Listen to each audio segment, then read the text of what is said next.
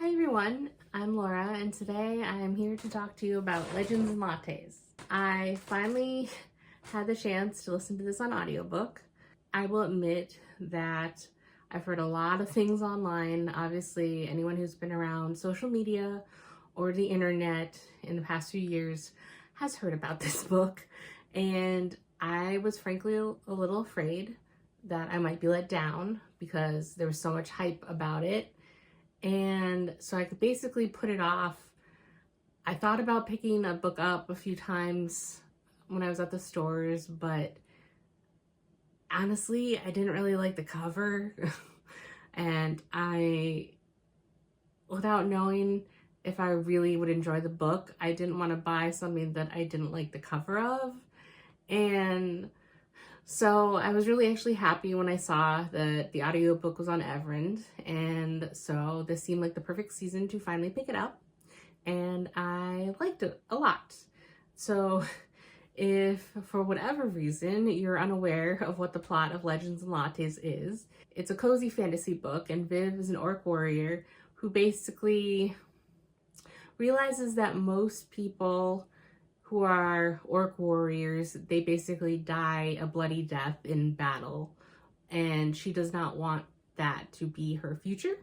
So she decides to save up money and quit the life of an adventurer warrior and start a coffee shop because she hadn't the experience of discovering coffee in one of the foreign lands that she traveled as a warrior with her group of mercenaries, people, adventurers, and she fell in love with it immediately. She was drawn in by the smell, then the ambiance, and then she actually just loved the drink.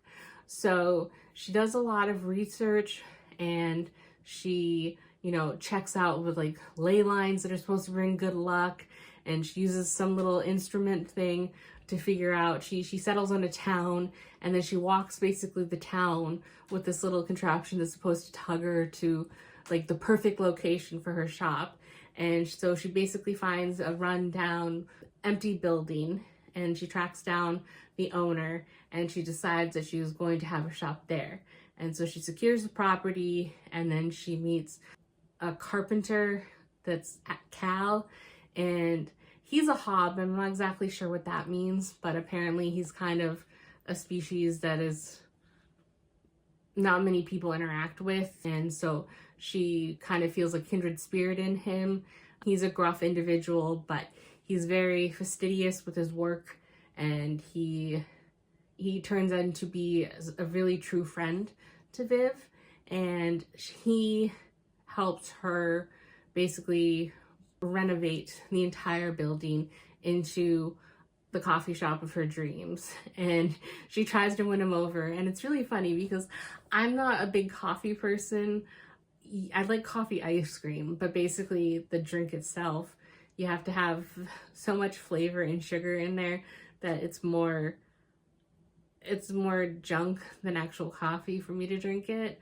But I never really thought of, in this town, no one knows what coffee is. And so she has to try and win people over.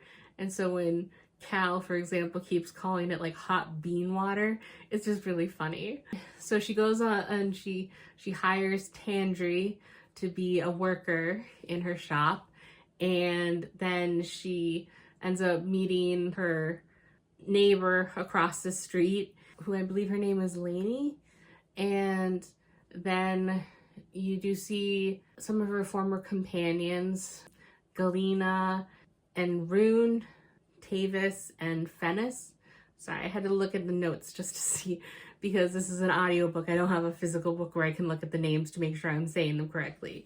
And then there's like a ratkin, which at first I honestly had to pause the audiobook to rewind, because without visuals and without reading it, I needed to make sure I understood.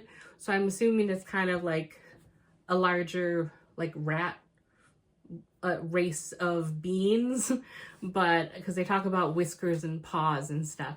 But as a baker, that she ends up roping into baking like cinnamon buns and stuff, and And it's really sweet and cozy. And it was basically what I expected it to be. And it was odd though, because I had heard that it was sapphic, but it was a lot less sapphic than I expected. It's there, but it's more of like a hint of it being there. But I do like a lot of the characters. I do appreciate the story. It didn't quite live up to all of the hype that I heard about it. For instance, I will give it a 4 because I really did enjoy it. But the thing is that I honestly am happy to kind of leave it as it is. I know that there's a sequel that I believe is more of a prequel, and I'm not necessarily interested in picking that up because I like this story. I don't know how much I'd like the story of Viv going on adventures with her group beforehand. So I don't know, maybe if I read more reviews and everything and I see that it was truly worth it, but I'm kind of happy to leave this just as a standalone. But I also have no desire to necessarily buy the book, which I feel a little sad about, but it hit the spot for what I wanted, but I can't necessarily see myself picking it up to want to read it and reread it over and over again. And with the limited bookshelf space I have, I really want books that have the rereading potential to take up spots on my shelf. So I think that's all I have to say without really spoiling that much. But I do want to make a few comments on the audiobook, because going into it, I wasn't aware that the author was himself an audiobook narrator for years and years. So I just went into the book and I was pleasantly surprised at all the different voices that the narrator was able to do. So I love when there's a full cast audio, but I also like it and I really appreciate the talent that certain people have where one person can do multiple voices and you can tell who's talking. And the narrator was able to do that.